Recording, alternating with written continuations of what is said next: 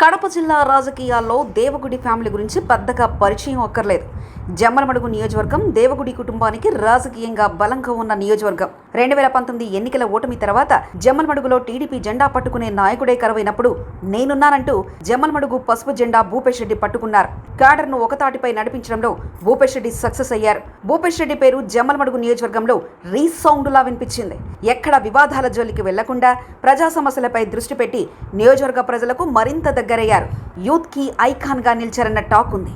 కొన్ని రాజకీయ కారణాలతో జమ్మలమడుగు టీడీపీ టికెట్ను తన బాబాయ్ ఆదినారాయణ రెడ్డి కోసం భూపేష్ రెడ్డి త్యాగం చేశారు.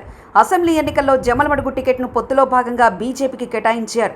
కానీ నియోజకవర్గంలో బీజేపీకి బలమైన క్యాడర్ లేదు. కేవలం ఆదినారాయణ రెడ్డి బలంతోనే జమ్మలమడుగు టికెట్ను బీజేపీకి ఇచ్చారు. బాబాయ్కి జమ్మలమడుగు టికెట్ ఇవ్వడంతో అబ్బాయి భూపేష్ రెడ్డి అసంతృప్తి చెందారు.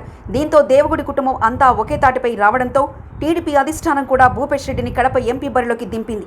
ఓడిపోయే సీట్ ఇచ్చారంటూ భూపేష్ రెడ్డి బాధపడ్డారు. కానీ పార్టీ ఆదేశాలను పాటిస్తూ వైఎస్ ఫ్యామిలీకి పోటీకి దిగారు.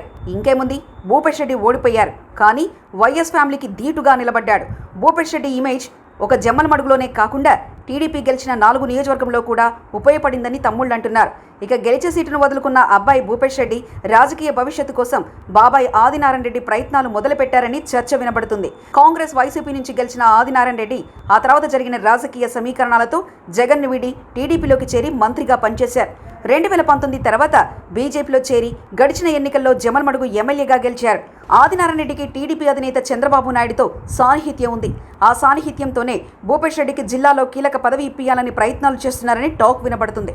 కడప పార్లమెంటు పదవిలో 5 నియోజకవర్గాలుగా గెలిచిన టీడీపీ జిల్లాలో మరింత బలపడాలని ఆ దిశగా పార్టీ అడుగులు వేస్తుందని తమ్ముళ్లు చెప్తున్నారు. అందుకు అనుగుణంగానే పార్టీ కోసం కష్టపడిన వారికి కీలక పదవులు కూడా ఇవ్వాలని ఈ మధ్యనే సీఎం చంద్రబాబు పార్టీ నేతలతో చెప్పారు. ఇక కడప ఎంపీగా పోటీ చేసిన భూపేష్ రెడ్డి మొదటి ప్రయత్నంలోనే వైసీపీని ధీటుగా ఎదుర్కొన్నారు. గతంలో కడప ఎంపీ స్థానంలో వైఎస్ఆర్ ఫ్యామిలీ అభ్యర్థులకు 1,00,000కు పైగా మెజార్టీ వచ్చేది. కానీ ఈసారి ఎన్నికల్లో కేవలం 69,000 మెజార్టీతో అవినాష్ రెడ్డి గెలిచారు. అంటే అర్థం చేసుకోండి భూపేష్ రెడ్డి ఎలాంటి పోటీ ఇచ్చారనేది. వైఎస్ కుటుంబం నుంచి కాంగ్రెస్ అభ్యర్థిగా వైఎస్ షర్మిల పోటీ చేయడంతో టీడీపీ ఓట్లకు గండిపడిందని తెలుగు తమ్ముళ్ళు అంటున్నారు. మరోవైపు కడప పార్లమెంటు పైన తిరిగి పోటీ చేస్తానంటున్నారు భూపేష్ రెడ్డి.